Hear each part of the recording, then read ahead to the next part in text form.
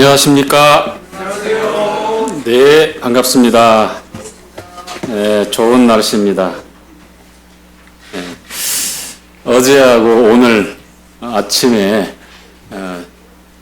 운전하시는 분들은 아시겠지만 저는 어제도 이제 일찍 이천에 토요일마다 이천에 가야 될 일이 있어서 계속 이제 주기적으로 왔다 갔다 하는데 차들이 얼마나 많은지 그러니까 여기 뒤 목이 뻣뻣해지더라고요. 차 속에서 기절할 뻔했습니다.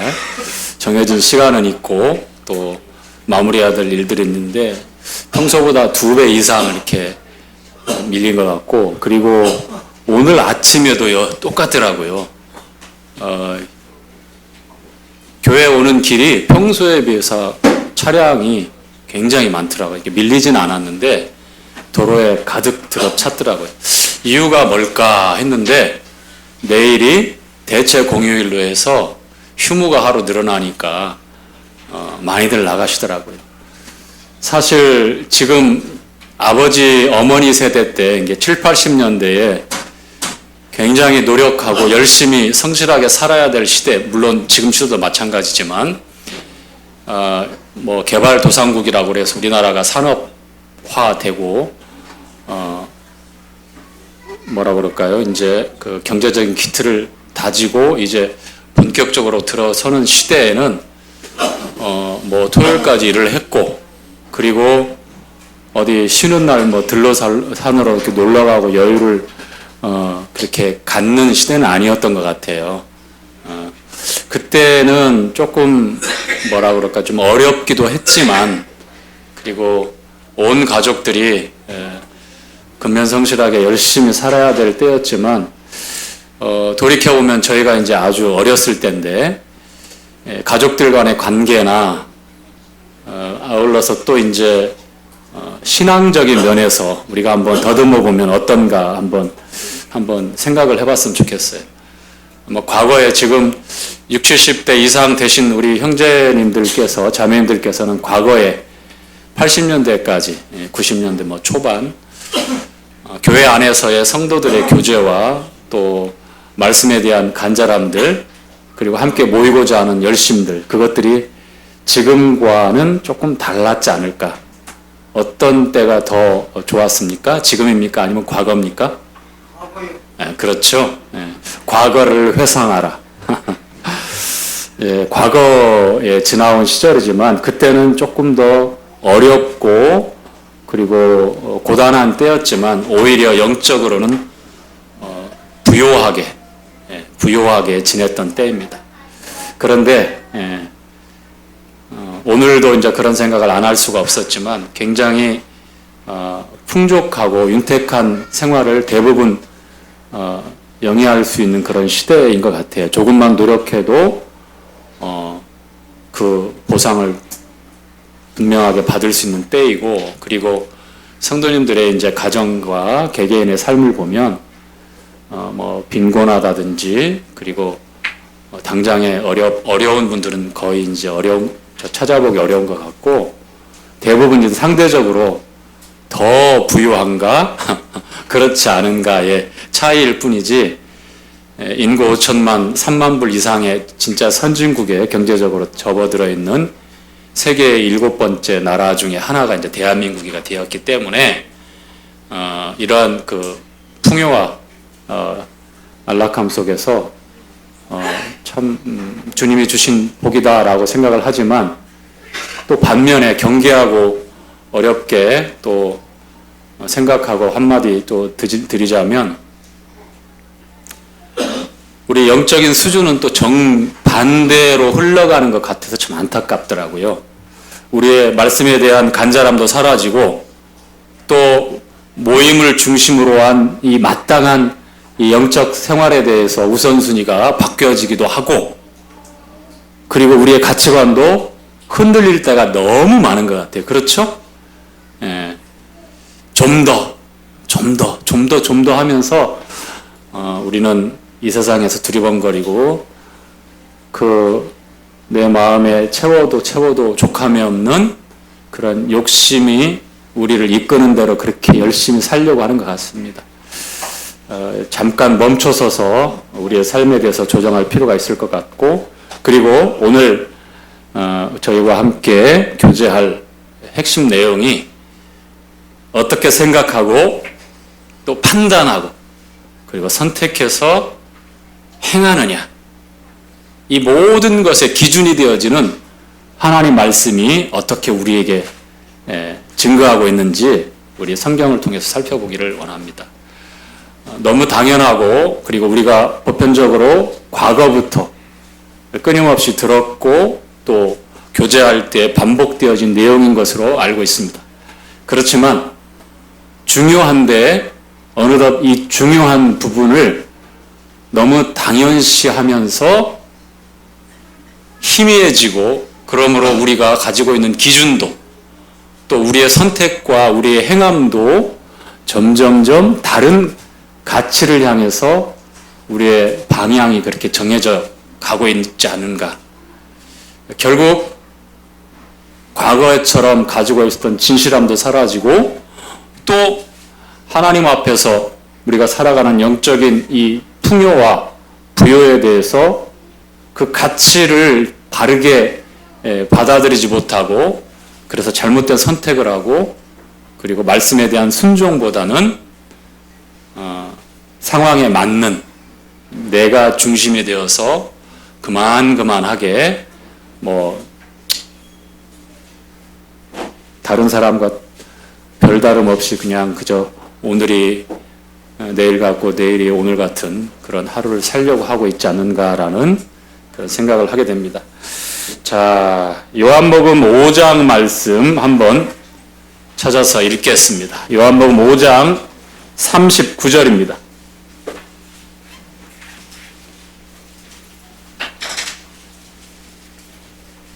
우리 주님께서 이렇게 말씀하십니다.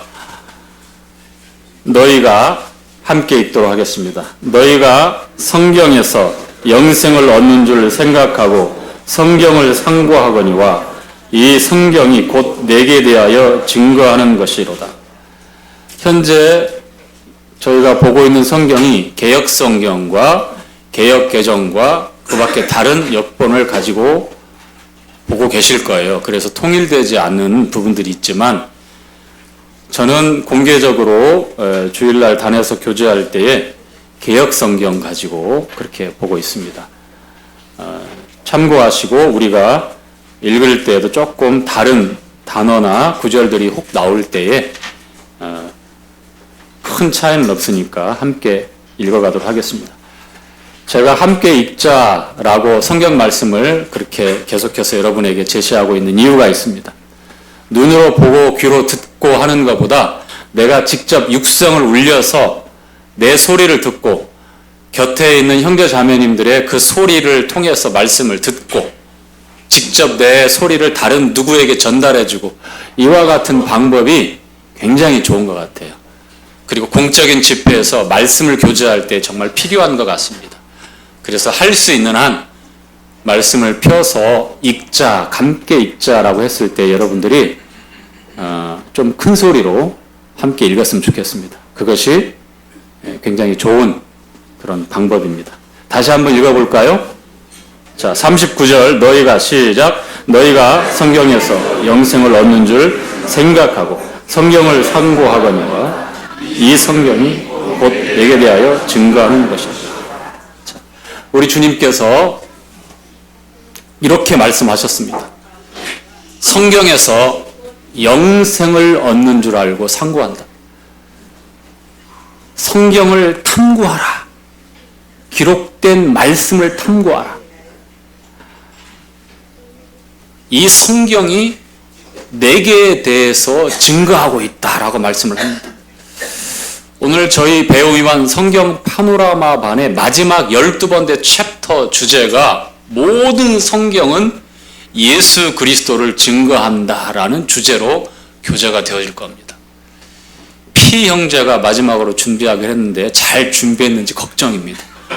저 뒤에서 지금 개면적인 미소를 보이고 있는데 그렇다고 이게 통과되는 게 아니고 반드시 챕터 12장 우리 배움 입안에서 잘 준비한 거 교재해 주시기를 부탁을 드리겠습니다. 만약에 제대로 안 오면 혼날 줄 각오하고 계시고요. 자, 네. 구체적으로 기록된 성경, 스크립처.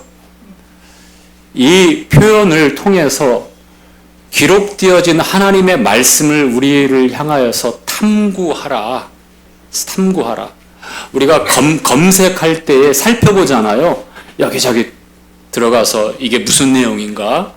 또 이게 어떤 때 어떤 용도로 사용되었을까? 주님께서 성경 기록에 대해서 우리에게 말씀하실 때에 성경을 탐구하라, 상고하라 라고 말씀을 하고 계셔요. 왜냐하면 이 성경이 나에 대해서 증거하고 있기 때문이다라고 말씀을 합니다.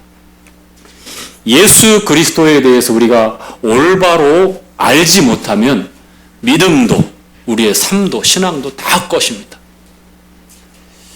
예수님에 대해서 어떻게 가르치고 어떻게 믿느냐에 따라서 우리의 모든 것들이 결정되어져요. 예수님을 마치 하나님께서 첫 번째 창조한 피조물이다라고 잘못된 그런 분별을 한다든지, 예수님이 하나님의 아들은 맞는데 하나님은 아닌 것처럼 그렇게 또 분별을 잘못한다든지,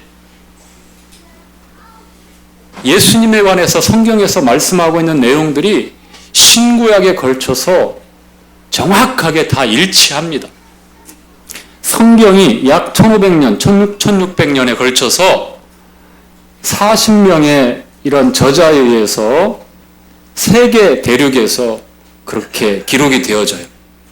서로 모여서 토론을 했거나 동시대에 살았던 사람들이 혹시라도 온라인 교제를 통해서 서로 생각을 나누어서 기록한 내용이 아니라 전혀 별개의 동떨어져 있는 히브리어, 헬라어, 아람어 이 세 가지 언어를 통해서 기록되어지는데, 장장 1500년, 1600년에 걸쳐서 이 성경 66권이 기록되어집니다. 거기에는 왕으로부터 해서 다양한 평범한 농부에 이르기까지 직업이 너무너무 다양하게 그렇게 가지고 있었습니다. 그런 분들에 의해서 성경이 기록되어졌어요. 그런데 그 성경에 공통되어져 있는, 일치되어져 있는 한 가지 변하지 않는 사실이 바로 하나님의 아들 예수 그리스도에 관해서 증거하고 있는 것입니다. 창세기 시작할 때 여자의 후손이라고 하나님께서 말씀하시고 약속하셨을 때 그 여자의 후손이 누군가? 바로 예수 그리스도라는. 이사야서에서도 말씀하잖아요. 여자가 잉태하여 아들을 낳으니 그 이름을 임마누엘이라 말씀. 하나님이 우리와 함께 하신다는 뜻으로. 결국 나사렛의 처녀 마리아를 통해서 이와 같은 하나님의 예언이 이루어지는데, 그것이 장장 1500년, 1600년에 걸쳐서 예언되어지고 성취되어지고, 그리고 앞으로 미래에 이루어질 예언까지 요한계시록이 기록될 때까지 그렇게 기록이 되어집니다. 그래서 누구든지 이 예언의 말씀을 읽는 자와 그리고 듣는 자와 그리고 세 번째 뭐죠? 지키는 자들이 복이 있다라고 이렇게 말씀을 하고 있습니다. 요한계시록이라고 하는 예언서에 관계된 말씀보다는 창세기부터 하나님 말씀이 끝나는 요한계시록에 이르기까지 모든 말씀에 대해서 읽고 듣고 지키라. 복 있는 자라고 말씀을 하시죠. 모세가 출애굽한 이스라엘 백성들 1세대가 실패하고 광야에서 태어난 2세대들이 이제 시간이 40년이 지난 후 요단강 모압 신광야에서 이제 신명기가 그렇게 기록되어진데, 거기에서 강조하고 있는 중요 내용이 뭡니까? 쉐마 이스라엘. 들으라 이스라엘. 그리고 아울러서 이 신명기 기록하는 말씀 가운데 굉장히 강조하고 있는 부분 가운데 뭐냐면, 하나님의 말씀을, 이 율법을 이 미간에 이 손목에 옷깃에 달아서 기호를 삼고 앉아있든지 집에 있든지 나가든지 그 자녀들에게 항상 강론해서 그 말씀을 들을 수 있도록, 읽을 수 있도록, 그래서 그 말씀을 지킬 수 있도록 하나님 앞에서 그렇게 말씀을 중심으로 해서 기준을 삼고, 그 말씀이 기준이 되면 생각하고 판단하고, 그리고 말씀이 기준이 된 선택을 하게 되고, 또 말씀에 대한 순종을 하게 되고, 그 말씀이 지키고 인도하기 때문에 그것처럼 강조하고 있는 부분입니다. 우리가 많은 이 인터넷을 통해서 굉장히 유익한 그런 콘텐츠들이 많이 있긴 있어요. 또 반면에 경계하고 걸러야 될 잘못된 콘텐츠도 많죠. 말씀이 굉장히 흥왕하게 얼마든지 관심을 가지고 찾아보면, 탐구하게 되면 우리가 읽고 또 공부하면서 이 말씀을 우리 마음에 잘 담을 수 있는데요.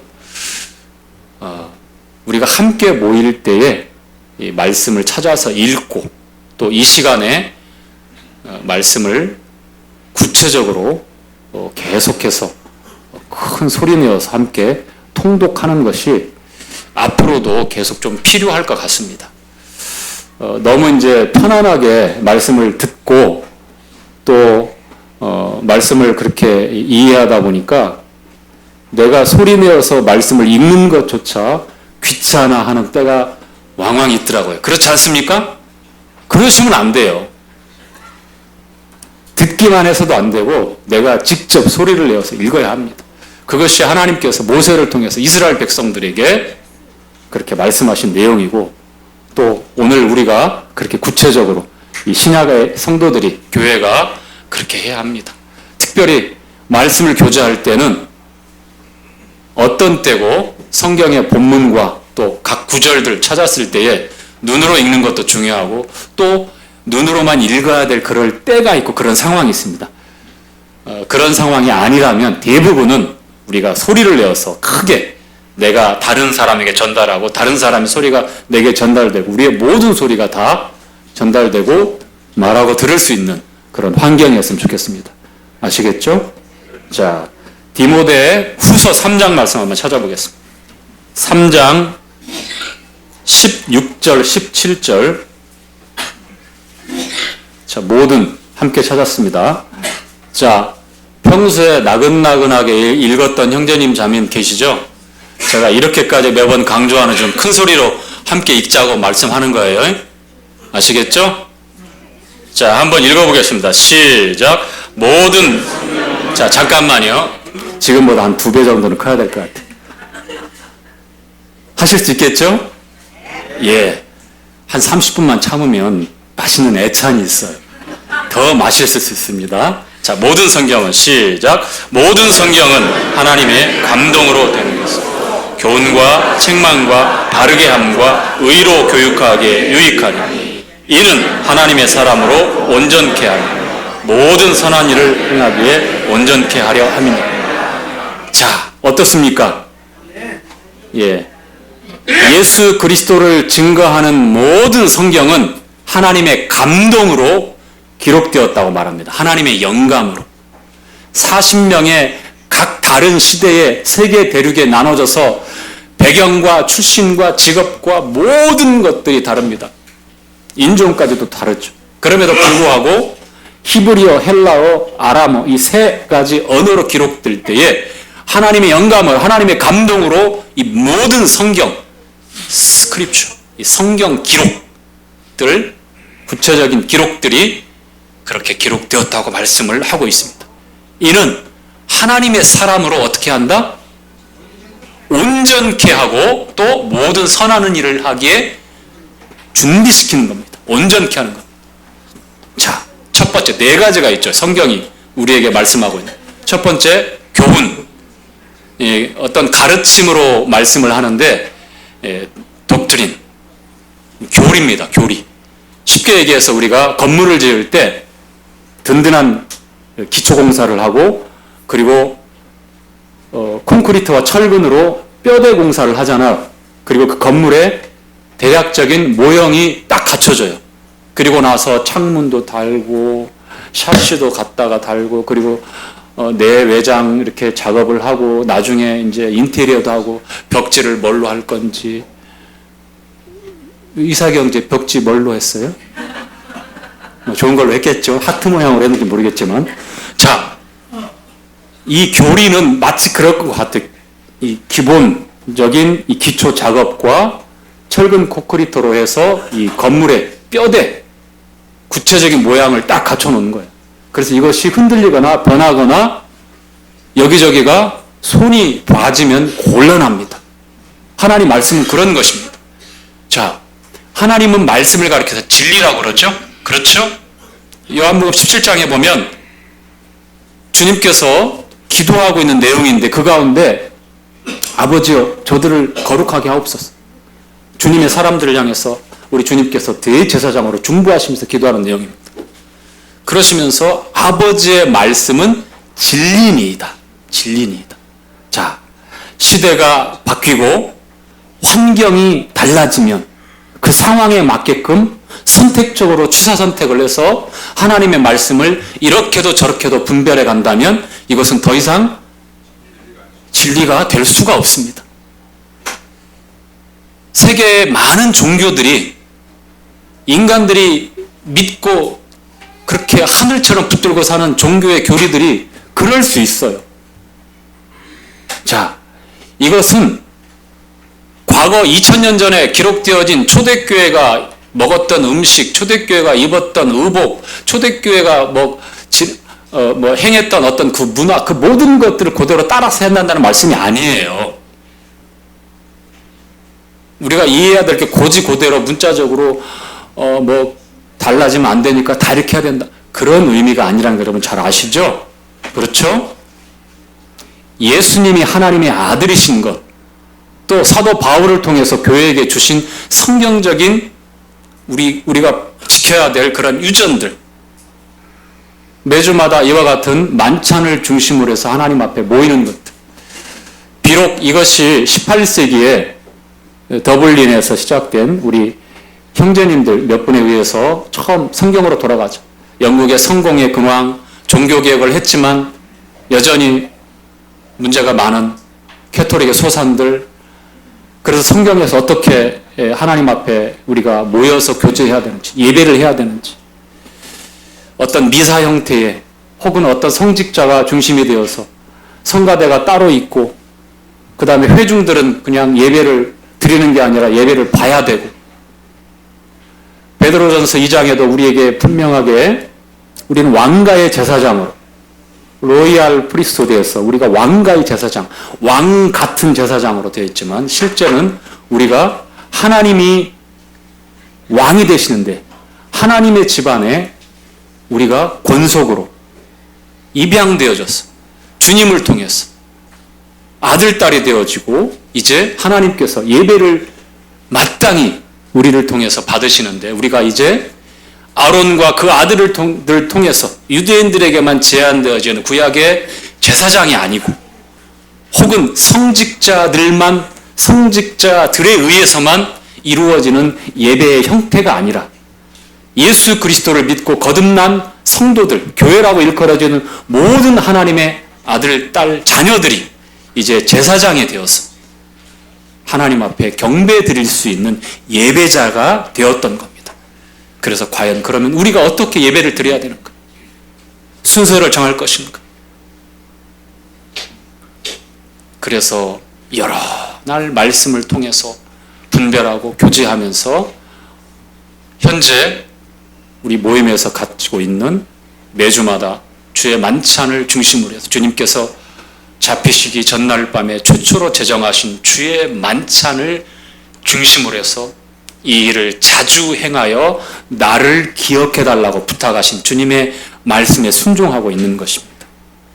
이것이 100% 완벽하게 하나님 말씀에 따라서 우리가 실행하고 있다라고 말씀드리는 것은 아닙니다. 더더욱 성경적이고 더더욱 주님 중심으로 분별되어진다면 우리는 언제라도 그 말씀을 따라서 예배를 드리고 모이고 교제하면 되는 것입니다. 아시겠죠? 예. 자, 그래서 우리가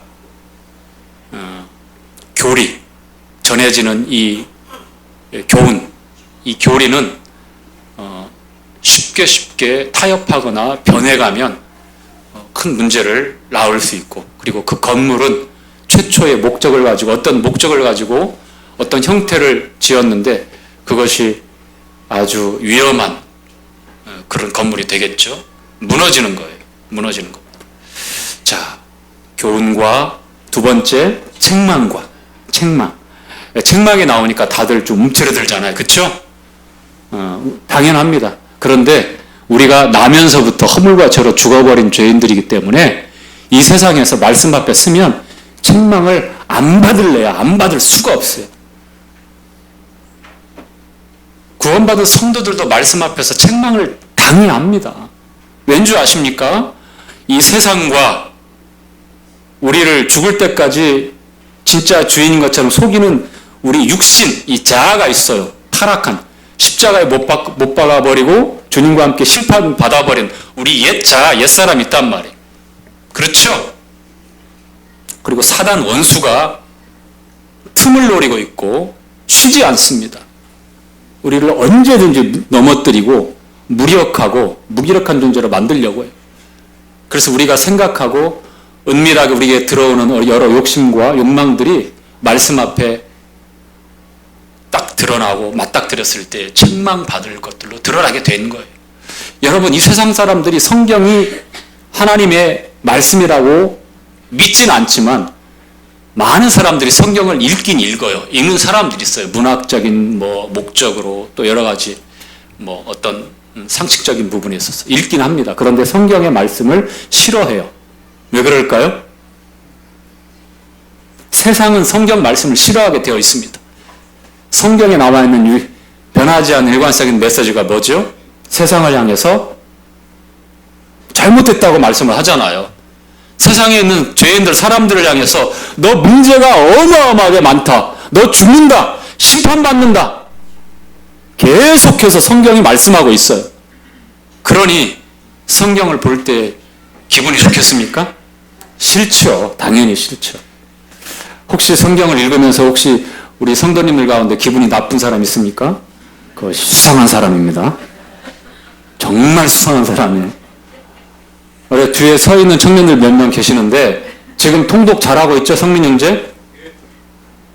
진짜 잘해서 확신 있게 대답을 한 거예요? 아니면 띄엄띄엄 하는데 잘하고 있습니까? 예, 꾸준히 해야 됩니다. 연초에 우리 성도님들 내가 이번에는 필히 성경 1독 아니 2독 그 이상 더 해보겠다라고 단단하게 결심하고 그렇게 실행했던 분들이 여러분 계실 겁니다. 자, 한번 묻겠습니다. 오늘 5월 24일 현재 어느 만큼 읽었습니까? 아니면 저 창세기만 새카맣니까? 어느 만큼 하셨습니까? 멈춰서 계십니까? 자, 늦지 않았습니다. 자, 이 말씀 교재 끝나면 집에 돌아가셔서 주무시기 전에 시작하십시오. 그리고 며칠 하다가 또 멈추면 또 시작하십시오. 그렇게 하다 보면 가게 되어 있습니다. 읽어야 됩니다. 그리고 우리 청년들, 우리 상철 형제 옆에 또 증인이 있어요. 그래서 24시간 같이 있는 증인이 있습니다. 잘 하고 있죠? 통독 프로그램. 아, 예, 답변을 못 하고 있습니다. 참석해서 하시기 바랍니다. 이니셜 P 형제님도 잘하고 계시죠? 아, 네, 우등생. 왜냐하면 다른 어떤 특별한 의미를 가지고 어떤 우리가 영적인 내용을 나누기 위해서 말씀을 읽고 교제하는 경우도 있지만 단순히 읽는 것, 단순히 소리내서 읽어가면서 그 스피커로 전해지지만 한 자리에 모이진 못하지만 온라인으로나마 컴퓨터나 혹은 휴대폰을 통해서 볼륨을 높여서 상대방, 내가 통독하고 있는 그 소리가 전해져 올 때에 주님이 역사하셔요. 단순히 말씀을 읽지만 그냥 문자로 끝나는 게 아니라 어떤 줄거리를 이해하고 하나의 책을 읽는 걸로 끝나는 게 아니라 이 모든 성경은 하나님의 감동으로 기록되었기 때문에 그 성경을 읽고 그 성경을 듣고 그 말씀을 지키는 자들은 복이 있다라고 말씀을 하셨습니다. 우리가 일상생활 가운데 너무 편하게 눈으로 그렇게 쓱 지나가 버리는, 보는 것으로만 우리가 이해하고 정보를 받아들이고 판단하려고 하는 그런 방법보다는 듣는 것. 자, 로마서 10장 말씀 17절에 자, 믿음은 들음에서 나며 들음은 그리스도의 말씀 곧 하나님의 말씀으로 말미암느니라. 믿음, 여러분들이 복음을 들었을 때에 들은 그 말씀을 통해서 내게 없는 하나님께 대한 그 믿음이 내 안에 들어온다라는 말씀이 그 말씀이에요. 믿음은 들음에서 나며 들음은 그리스도의 말씀, 하나님의 말씀으로 말미암느니라. 하나님의 말씀을 들을 때 믿음이 온다는 거예요. 믿음에서 믿음에 이른다라고 하는 사도 바울의 로마에 있는 성도들을 향해서 기록된 그 기록은 단순히 뭔가를 지적인 어떤 이해의 단계가 상승되어지고 업그레이드 된다는 그런 말씀이 아닙니다.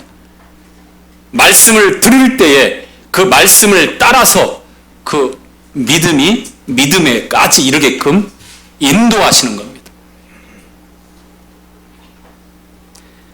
자, 교훈과 책망과 바르게 함과 의로 교육하기에 유익하다.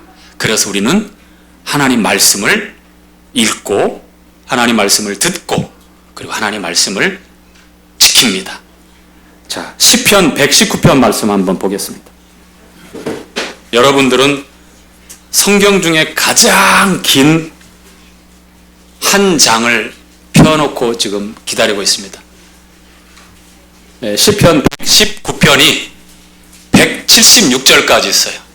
그런데 앞으로 가면 118장, 117장 있는데 성경에서 가장 짧은 장이 또 117장입니다. 두 구절밖에 없습니다. 너무 상대적이에요. 176절까지 있는 시편 119편을 읽다 보면 지쳐요. 그렇죠? 그런데 이 시편 119편을 핀 이유가 있습니다. 여기에는 율례, 법도, 율법, 말씀, 교훈 이러한 표현으로 하나님의 말씀을 모든 계속되어진 1절부터 176절까지 반복해서 강조하고 있습니다.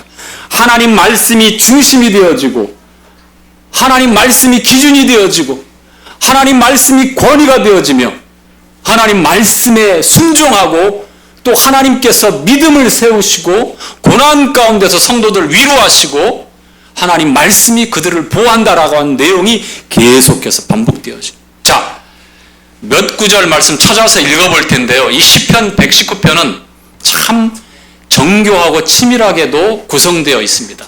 히브리어 알파벳이 22글자가 된다고 해요. 헬라어는 24글자죠. 헬라어 알파벳 다 감마 델타, 이오타 이렇게 되잖아요. 델타 나올 때 네 번째 저는 외상후 스트레스가 있습니다. PTSD. 왜요? 코로나 델타에 걸려가지고 1인실에 격리돼서 여기 우리 형님 앞에서 이렇게 얘기할 게 아닌데 우리 용규 형님은 거의 사경을 했으니까 델타 때 갑자기 그 생각이 나가지고 자 히브리어에도 보니까 알파벳이 22글자가 있다고 합니다. 그래서 처음에 알렙, 벳, 기말, 우리 형제님 지금 사전도 만드시는데 그렇게 기멜, A, B, C 이렇게 나가잖아요. 거의 이제 비슷하게 그 어원들이 다 출처가 비슷해서 그렇게 시작한다고 하는데 알파와 오메가가 되신 예수님 소개할 때 이 헬라어 요한계시록 기록된 말씀은 이 헬라어 기록되기 때문에 첫 글자 알파, 마지막 글자 오메가. 그래서 처음과 나중 되시는 예수님을 나타낼 때 이 헬라어 첫 글자와 마지막 글자를 그렇게 예를 든 것이고요. 자, 이 시편 119편의 히브리어 22글자, 그러니까 A, B, C 시작하는 것처럼 알렙, 기멜 이렇게 시작되잖아요. 22글자 시작할 때 첫 글자가 1절부터 8절까지.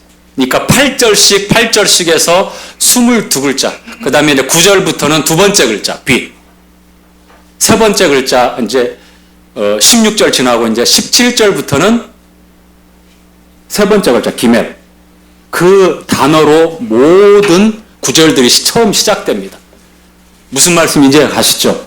그래서 22 곱하기 7 하면 176이 정확하게 나온다고 해요. 저도 119편이 그렇게 짜임새 있게 되어져 있는 줄 공부하다 보니까 알게 돼서 참 좋았습니다. 자, 그런데 119편의 몇 구절 중에 특별히 우리가 읽어보면서 이 말씀이 강조하고 있는 전체적인 내용들 중에 우리가 그 중요한 부분들이 있는데, 자, 먼저 9절과 11절인데 두 구절을 읽을 텐데 우리 청년들만 읽겠습니다. 자, 청년들, 제가 몇 번 강조합니다. 크게, 우렁차게, 우리 자매님들도 조신하게 읽지 마시고 우리 청년 자매님들도 꾀꼬리 같은 목소리를 크게 한번 읽어봅시다. 자, 119편 9절 청년들만 시작.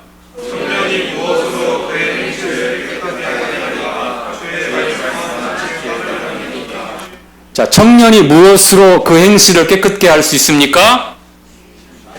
오직 주의 말씀을 따라 삼가할 때에 깨끗게 할 수 있는 것입니다. 청년들에게 사도 바울이 디모데서를 통해서 어떤 불의와 가까이 할 것을 말씀하잖아요. 그렇죠? 어떤 불의와 어떤 곳에 내 발을 들이고 마음을 쏟을 때에 더러워지는 건 순식간에. 자, 말씀에 나와 있는 대로 말씀이 있는 곳, 주님의 이름으로 모이는 그곳, 교회. 자, 11절 청년들 지금보다 조금 더 힘을 내시고 한 번 더 읽겠습니다. 11절 청년들만 시작.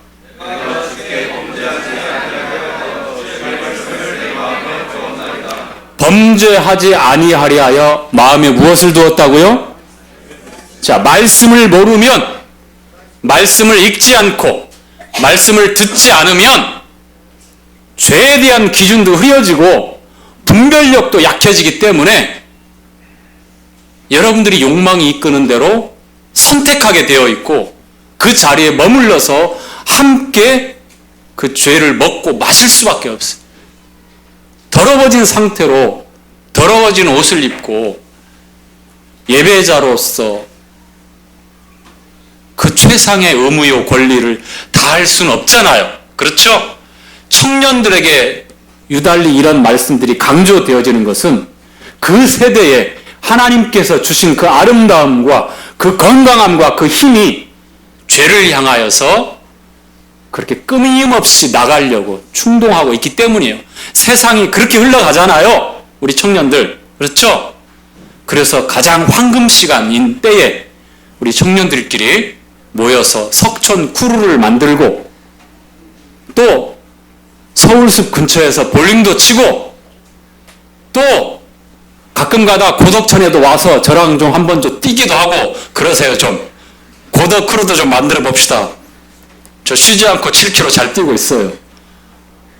자, 그리고 주님의 이름으로 모이고 있는 이 자리, 이 교회를 중심으로 해서 주님의 이름으로 모이는 두세 사람 가운데에 나도 그들 가운데 있는, 우리가 주님의 이름으로 모이잖아요. 청년회 때, 수요집회 때, 화요 자매기도회 때, 주일날 예배드리고 말씀 앞에 주님의 이름으로 모여서 또한 오후에 다 돌아가시지 않고 각각 속해 있는 장소에서 개인 같이 교제하면서 얼마나 좋습니까? 범죄하지 않기 위해서 말씀을 마음에 두는 것이고, 그리고 무엇으로 그 시절에 그 잘못된 방향으로 자꾸만 충동질하는 그 시대에 무엇으로 깨끗게 할 수 있습니까? 말씀을 따라 삼가라고 말씀을 하는 거예요. 자, 지금부터는 다 함께 읽겠습니다. 자, 11절 읽었고, 11절 읽었고, 그 다음에 쭉 지나가서 시간이 너무 빨리 지났으니까 18절 18절 함께 읽죠. 내 눈을 시작. 내 눈을 열어서 주의 법에 기이한 것을 보게 하소서. 자, 내 눈을 열어서 주의 법에 기이한 것을 보게 하소서. 자, 말씀을 우리가 읽고 듣고 또 말씀 앞에 모일 때에 이와 같은 묵상과 기도가 필요하겠죠. 그렇죠? 물론 하나님께서 사랑하는 아들, 딸들에게 말씀 앞에 있을 때에 말씀을 펼쳐서 보여주실 겁니다. 그 기이한 하나님의 말씀을 알게 하실 것입니다. 하나님은 문학적인 소외로 이 말씀을 이해하고 어떤 국어의 탁월한 국어를 잘하는 탁월한 능력으로 독해하고서 많은 그러한 이 말씀이 아니에요. 이 말씀은 우리가 읽었던 것처럼 하나님의 감동으로 기록되었기 때문에 성령께서 깨닫게 하시고 지혜 주시고 알게 하십니다. 제 아무리 석박사라 할지라도 성도들이 보는 시각과 그분들의 시각과는 다른 거예요. 상식적이고 지적인 면에서 우리가 상대적으로 뒤처질지 모르지만 하나님 말씀은 그렇지 않다는 겁니다. 아무리 많은 지식을 가지고 있고 아무리 이 스마트한 이 지력을 가지고 있다 할지라도 하나님 말씀은 다 그들에게 가려져 있는 거예요. 이 말씀이 증거하고 있잖아요. 우리를 열어서 기이한 것을 알게 하시기 하나님께서 그렇게 해주십니다. 아시겠죠? 자, 32절 말씀 한번 보겠습니다. 32절 시작.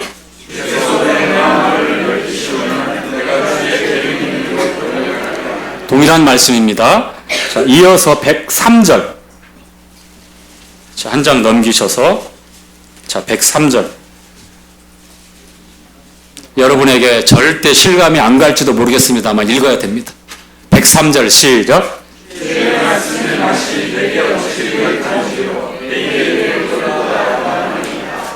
주의 말씀이 내게 어찌 그리 단지요. 송이꿀, 꿀보다 더 달달하고 말씀합니다. 여러분 정말 이런 경험들을 하셨습니까? 하고 계십니까? 하기를 바라십니까? 저는 솔직하게 말씀을 드리는데 이런 경험을 못 해본 것 같아요. 아니 무슨 소리예요, 형제님? 물론 제가 꿀을 즐겨 먹진 않습니다. 나이가 나이인 만큼. 우리 뭐 혈당 조심해야 될 분들. 자, 그런데 성경에서 이 꿀은 기쁨이요, 즐거움이요, 그걸 나타내요. 송이꿀보다도 더하다라는 이렇게 표현은 얼마나 달고 얼마나 기쁜지 모릅니다. 그렇게 표현합니다. 제가 이렇게 여러분들에게 사실대로 말씀을 드리잖아요. 그런 여러분도 없는데 있는 것처럼 자신을 꾸밀 필요 없습니다. 물론 기쁨이 있죠. 그렇죠? 어느 때는 너무너무 놀라워서 그 자리에서 벌떡 일어나가지고 다른 사람이 보면 아니 저 사람 혹시 이럴 정도로 예 이렇게 머리가 갑자기 이렇게 헷가닥 한 것처럼 오해받을 정도로 막 즐거워서 덩실덩실할 때도 있죠. 이런 경험이 너무나 적고 거의 없다시피 한다면 우리의 삶의 말씀에 대한 이 달콤함이 사라지면, 말씀을 그리워함이 사라지면 우리 신앙도 몸이 건조해집니다. 정말 당연합니다. 그래서 이 103절 말씀 읽었던 말씀이 다른 누구의 나는 관계없는 게 아니라 하나님 말씀 앞에 우리가 간절하게 주님 앞에 그렇게 간구하고 또 정말 배고파서 주님 저를 배부르게 해주십시오. 어떤 것을 채워도 어떤 것을 마셔도 세상에 산의 진미가 있고 또 사람들이 행복해하고 즐거워하는 많은 것들이 있지만 보고 듣고 채워도 족함이 없는 전도서에 기록한 대로 아무리 노력하고 애써봐도 내 안에 공허하고 허무함만 커질 뿐입니다. 그러니 주님 말씀 앞에 이 말씀이 저에게 송이꿀보다 단 말씀이 되어서 저로 기쁨과 저로 즐거움과 저로 참된 만족 가운데서 살 수 있도록 이 말씀을 주시옵소서라고 그렇게 하나님 앞에 기다리고 기도하십시오. 너무 희귀한 경험으로 끝나는 것이 아니라 하나님 말씀이 저희들 삶에 이렇게 달고 단 기쁨으로 즐거움으로 우리 안에 다가오고 우리 안에 담을 수 있기를 바랍니다. 자, 그리고 가장 중요한 말씀입니다. 105절 말씀.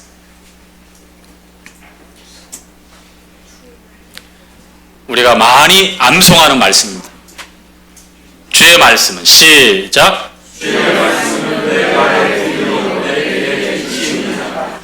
자, 주의 말씀은 내 발의 등이요 내 길의 빛이니이다. 너무 분명하게 하나님 말씀을 통해서 인도함을 받고 하나님 말씀을 기준으로 삼고 있는 겁니다. 일전의 교재 한 내용을 다시 한번 반복합니다. 그 당시 내 발의 등이요라고 했을 때는 이 무릎에다가 한 보 나가면 무릎에다가 매달아 놓은 조그마한 호롱불 같은 등불이기 때문에 지금처럼 뭐 저 멀리까지 비치는 이 전기 계통의 이런 조명기구가 있는 때가 아니잖아요. 그래서 한 걸음 내디디면 그 걸음이 다음 걸음을 내디딜 수 있도록 오른쪽 왼쪽에 묶어서 이렇게 걷게 되어 있어요. 칠흑 같은 어둠에 그 불빛에 의지해서 한 걸음 한 걸음 내디는 것. 내 길의 빛이요. 깜깜한 풍랑이 치는 그러한 이 밤에 배를 부리는 선장들은 등대가 없다면 망망대해서 큰 혼란에 빠지고 암초에 부딪혀서 침몰할 수밖에 없을 겁니다. 그러나 저 멀리에서 등대가 비춰주는 곳을 향해서 뱃길을 정하고 풍랑이 있어도 그 칠흑 같은 어둠을 뚫고 안전한 항구로 갈 수 있는 것처럼 하나님의 말씀이 우리로 하여금 방향을 제시하고 목적을 알게 하시고 그리고 한 걸음 내딛었을 때 아브라함을 부르시고 인도하실 때 갈 바를 알지 못했지만 걸음을 내딛었을 때 그리고 그 다음 걸음을 보게 하시고 그 다음 걸음을 보게 하시고 약속의 땅을 또 얻게 하시는 그 약속을 주시죠. 마치 이 하나님의 말씀이 우리에게 그렇게 인도하고 우리에게 그 방향을 가르쳐 주신다는 겁니다. 말씀을 읽지 않고 말씀을 듣지 않으면 말씀을 내 마음에 담고 있지 않으면 이 모든 것들은 요원한 기대로 끝난다는 거 여러분 잊지 마십시오. 주의 말씀은 내 발의 등이요 내 길의 빛이니다라고 이 105절의 말씀에 기록된 내용은 시편 기자가 하나님의 말씀이 우리에게 어떠한 인도함을 주는지 어떠한 기준이 되어서 우리의 목적을 잃지 않고 그 방향을 향해서 일관성 있게 한 걸음 한 걸음 걷게 하시는가를 가르쳐주고 있는 겁니다. 우리 삶에 있어서 그와 같은 말씀에 대한 순종이 이루어질 때 분명히 하나님의 말씀이 우리를 그렇게 믿음 가운데 인도하고 보호하십니다. 반드시 세우십니다. 그래서 마태복음 7장에서 주님께서는 말씀을 듣고 행하는 자와 말씀을 듣고 행하지 않는 자의 두 가지 다른 점을 말씀하죠. 첫 번째, 말씀을 듣고 행하는 자는 반석 위에 집을 짓는 자와 같고 말씀을 들었지만 행하지 않고 잃어버리고 관심 갖지 않으면 말씀을 두지 않으면 어떻게 된다고 했어요? 모래 위에 집을 짓는다고 그랬어요. 안전하고 위험이 없을 때는 모르죠. 일상적인 삶에서. 그런데 큰 물이 왔을 때, 홍수가 났을 때에 쓸려왔을 때 그 단단한 반석 위에서 지은 집은 안전하지만 모래는 금방 휩쓸려가 버리니까 어떻게 됩니까? 무너져요. 흔적도 없이 사라지고 거기에 뭐가 있었는지 기억도 없습니다. 우리가 이와 같은 잘못된 선택과 잘못된 삶은 하나님 말씀이 기준이 되지 않기 때문에 왕왕 일어날 수 있는 그런 일들입니다. 반석 위에 집을 짓는 우리 모두가 되어져야 합니다. 자, 시편 1편 읽고 마치도록 하겠습니다. 시편 1편입니다.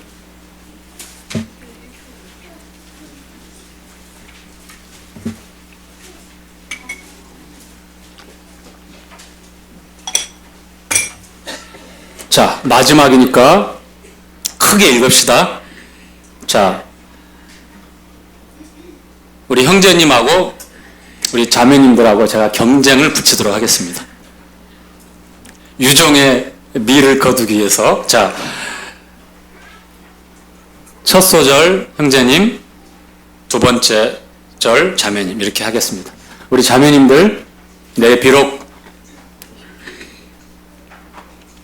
목소리가 크지 않지만 하나님 말씀 앞에서는 양보할 수 없습니다. 자, 형제님들부터 복 있는 시작. 복 있는 사람은 자기의 길을 쫓지 아니하며 죄인의 길에 서지 아니하며 오만한 자에게 앉지 아니하며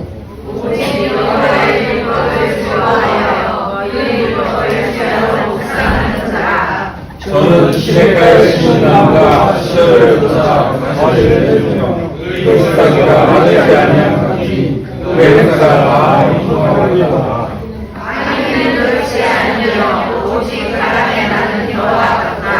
그러므로 악인이 심판을 견디지 못하며 죄인이 의인의 중에 이르지 못하리로다. 내가 의인의 길은 여호와께서 인도하시나 악인의 길은 망하리로다. 자, 여러분 모두 복 있는 자가 되시기 바랍니다. 여러분은 복 있는 자입니다. 복 있는 자의 가장 대표적인 특징은 주의 율법을, 말씀을 즐거워하여 주야로 그 말씀을 묵상하는 자. 악인의 꾀에 치우치지 않습니다. 그렇죠? 오만한 자리에 앉지 않습니다. 죄인의 길에 서지 않습니다. 우리는 하나님의 말씀을 즐거워하여 주야로 그 말씀을 묵상하는 복 있는 자입니다. 마치도록 하겠습니다.